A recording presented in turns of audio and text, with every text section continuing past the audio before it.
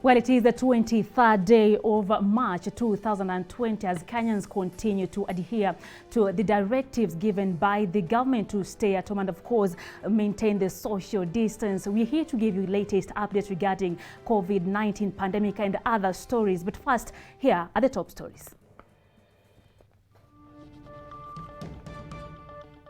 8 more cases of COVID-19 confirmed in Kenya as national government enforces safety measures.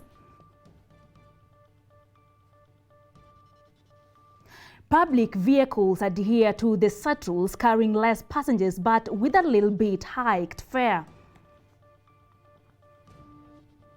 Traders at Point Mall decry attempted rent hike by the mall management.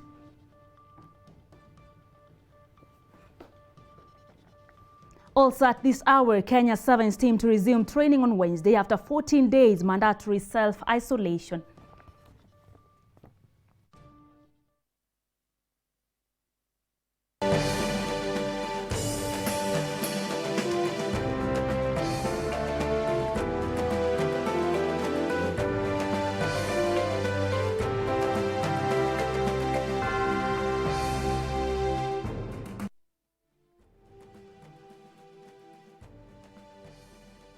Welcome to Developing News at 1. My name is Lydia Okeo.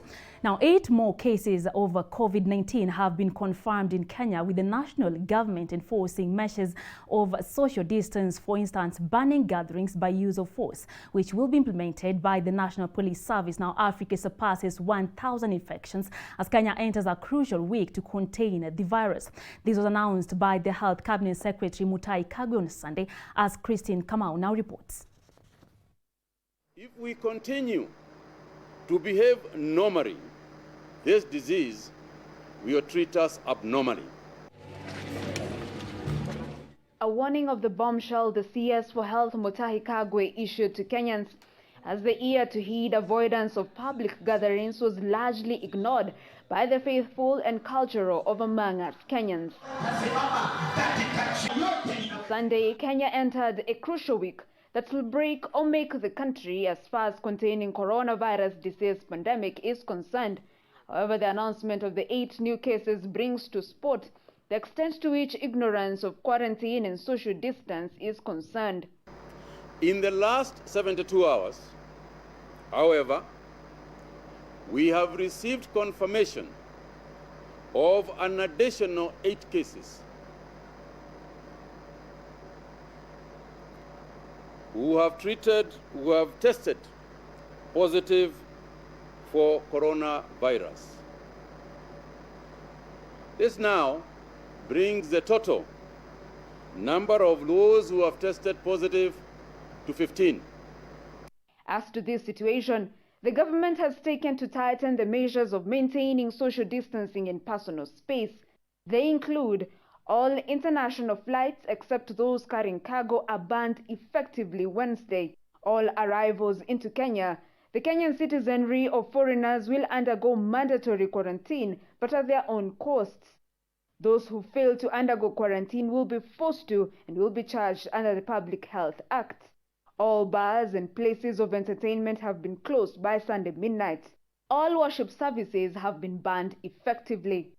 So far, Kenyans from abroad have ignored the direction of self-quarantine and as such are awaiting charges.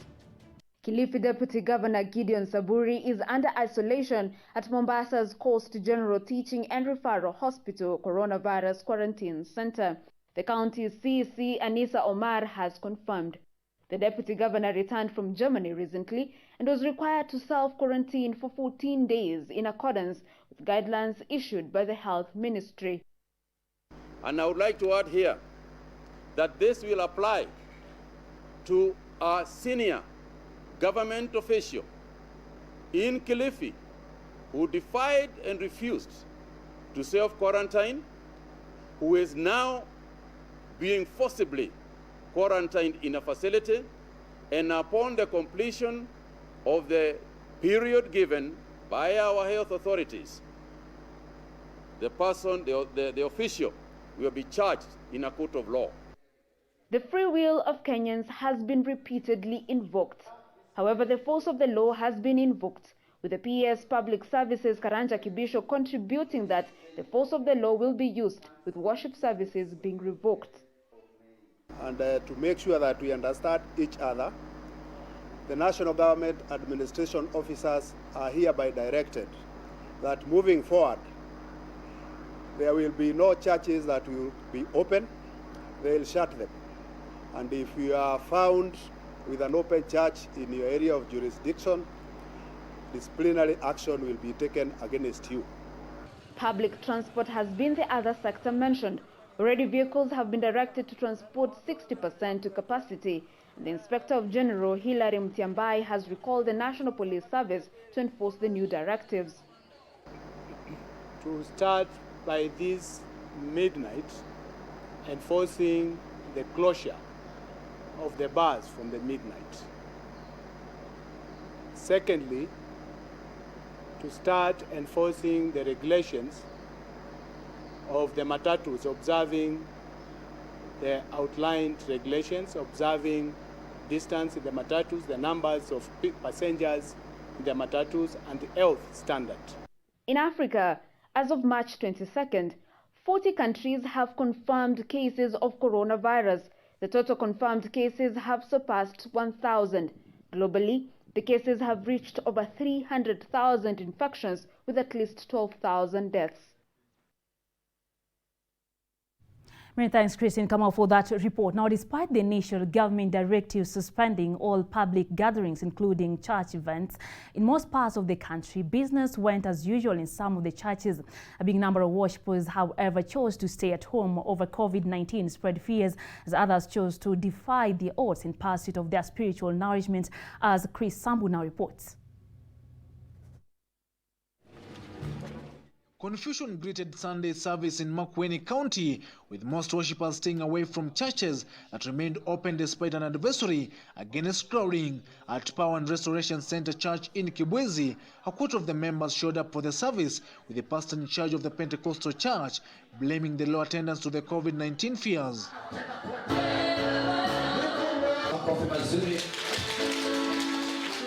Catholic churches remained open in the county but recorded fewer worshippers compared to the normal Sundays, the threat from the COVID-19 bringing down the country's quest for spiritual fulfillment. However, churches that remained open had put hand sanitization facilities for the members. At the PRC Church in Kibwezi, the pastor Ken Jr. oversaw the washing of hands and hand sanitization of all worshippers. Wakati ambao tumeweza kupata na shida kama coronavirus, ni wakati mzuri sana wa kanisa na wa Kristo na kila mmoja wa kuomba. Hii ndio wakati mzuri wa kanisa kuamuka, watumishi kuamuka na wakishirika na kuomba kwa ajili ya hii njanga. Kwa sababu wakati tuko na shida, wakati tuko na wakati mgumu kama huu, tunafaa zaidi tuombe. At the same time, despite the COVID-19 fears, Narok Baptist Church in Narok continued their services, however with measures in place that required every believer to wash hands and observe 1 meter seat from each other. Reverend Sam Monka said they will continue with their services in their churches, saying they had put measures in place to tame the spread of the virus. As of today and even last Sunday, we began by sanitizing and washing hands of everyone that comes in. And we have spaced. We have 2 services normally, and by God's grace, we have a little bit of a bigger church than we used to. We are into a newer building, and we have created more space. So we brought in more people in the morning service, all right, spaced, and then we have now the people that also came in today were spaced. This is the house of God. This is a place of refuge. This is a place where we come, we pray to God for our nation and the nations of the world, and God answers. Despite the defiant move by some of the churches to have optional services in their premises, the government has held its position in suspending all public gatherings. A new directive by the Minister of Health on Sunday suspended in full all church and funeral gatherings. Chris Sambu, KUTV. Thank you very much, Chris Sambu. Now, as the government directed all public service vehicles to obey the rule of carrying less passengers, Narok Line Sacco has agreed with the government's move and obeyed the government's directive carrying 7 passengers to make sure their passengers are safe from the spread of COVID-19 that has shaken the whole world. Jora Mwangi and Jackson Olekishoyan, who are both Narok Line drivers, said the move is good and is for the benefit of all Kenyans, adding that they have been forced to increase the normal fare of 400 Kenya shillings to 500 shillings to avoid making losses. However, every passenger has to be sanitized to make sure they are safe, and the vehicle sprayed with sanitizers to make sure that there is no room for the COVID-19 to spread.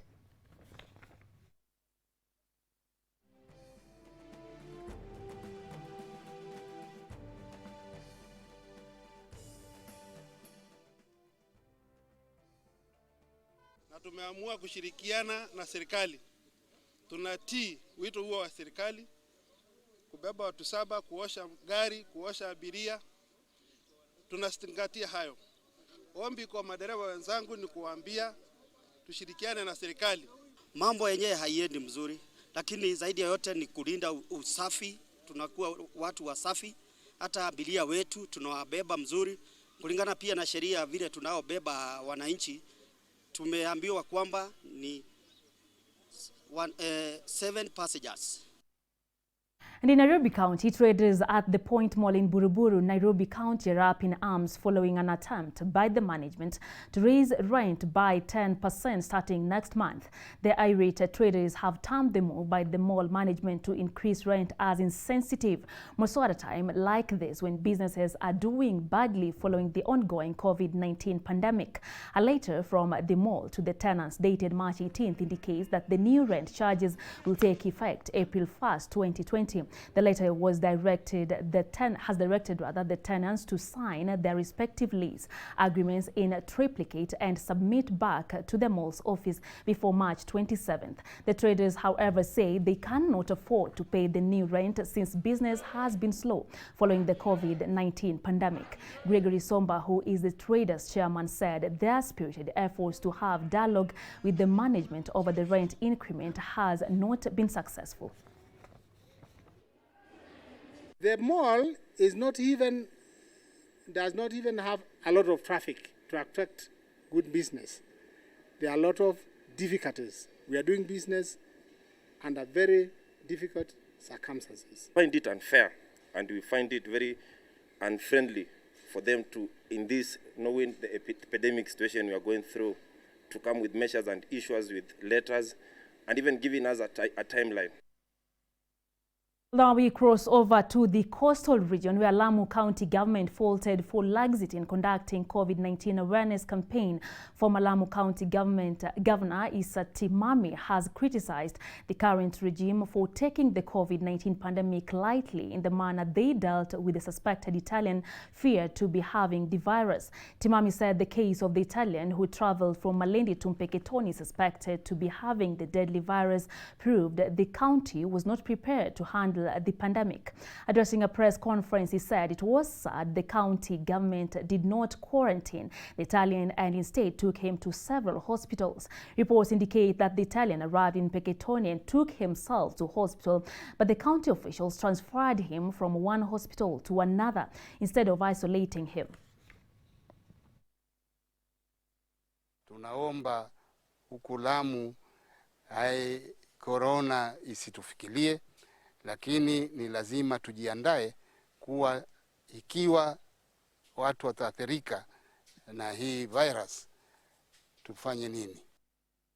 The business sector businessman in Imali, Makueni County has jolted to action in a fight against the spread of COVID-19, famously known as coronavirus. The business guru James Mbaluka today started distribution of water tanks connected with taps and hand sanitizers to various towns in Kibwezi West constituency.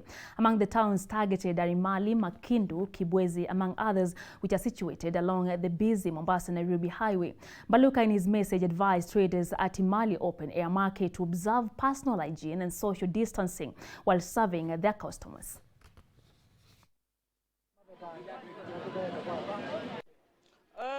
Sioni kama kwa sasa serikali imefanya la kutosha kutuzuia kama wananchi na hii ugonjwa ya coronavirus.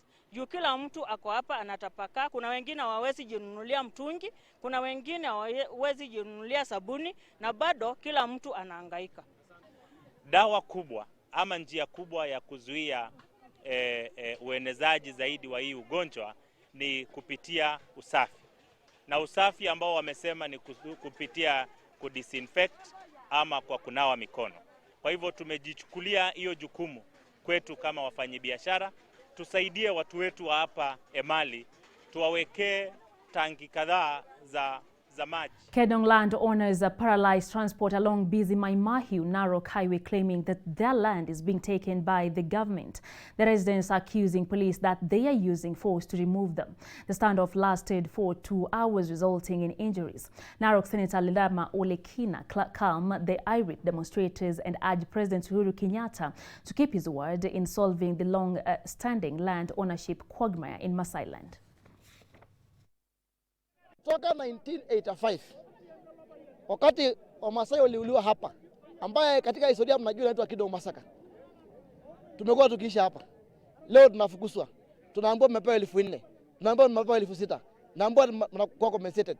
Sisi tunasema tunataka shamba letu lote. And it reminds me when I read history sometimes back, this land had a history where when you read books, Kidong Massacre, when some Maasais were killed by the British, about 200 Maasai warriors were killed around this area, and that's why it's called Kidong Massacre. So I was just wondering when I was driving myself to this area, whether the same we will be calling today a Jubilee Massacre, because our people who truly voted for Uhuru Muigai Kenyatta are suffering. Well, it is 18 minutes past the hour. We're taking a very quick break right here on Developing News at 1. But there's still much more coming right after the break. Stay with us.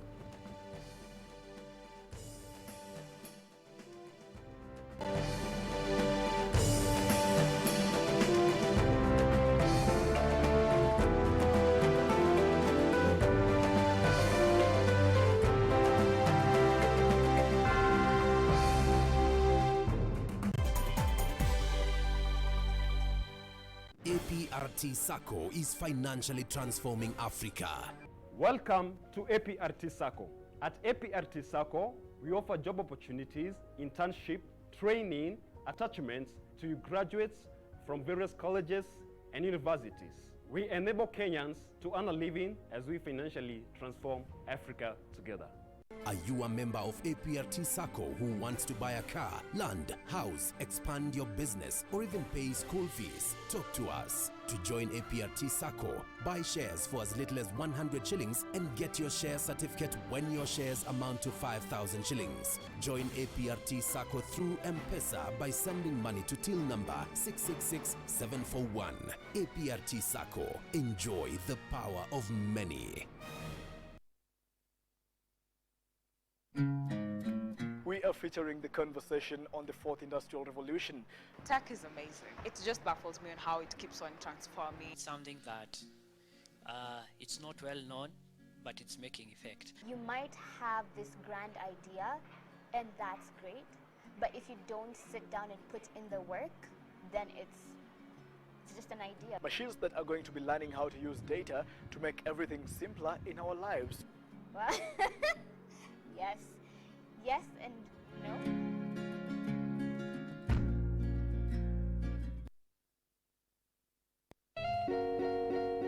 We don't want him to keep on losing the produce that he have invested a lot in, basically because there's no electricity. So solar, again, solar is green energy. Yeah. It is not going to have, it is eco-friendly, no harm. So we just harness that solar energy, store it in the battery, use that power which is going to be stored in the battery, run the whole system even during the night. All right. Yeah.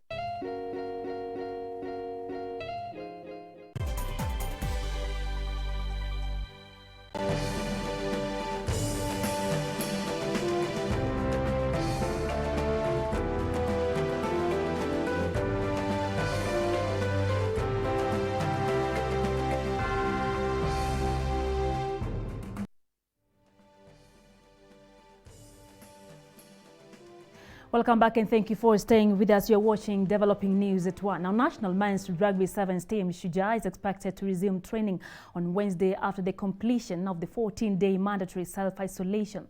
The team was forced to self-quarantine after returning from Canada, where they took part in the Vancouver Sevens. National Women Football Team Harambee Starlets, 3 Connies, 3 wrestlers and the Davis Cup men's tennis team are among teams required to self-quarantine after visiting Turkey, France, Morocco and Indonesia during that period, respectively. So far, Kenya has reported 15 positive cases of COVID-19, with more cases waiting on results.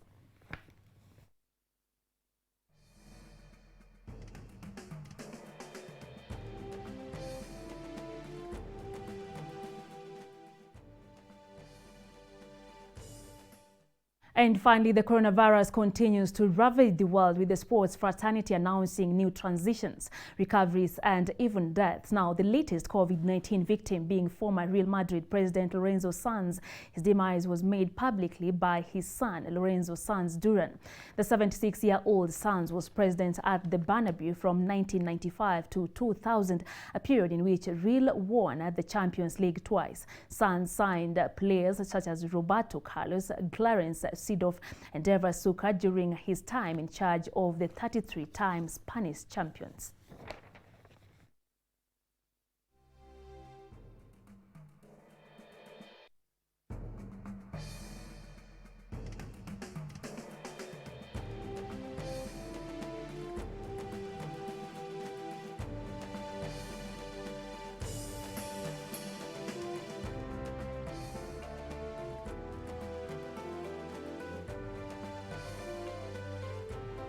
Well, that's all we had for you at this hour. Many thanks for watching Developing News at 1. Join me again tonight at 9 p.m. for KOTV News at 9. And of course, be continuing to update you on this particular COVID-19 pandemic and of course, and other stories. Have a good afternoon.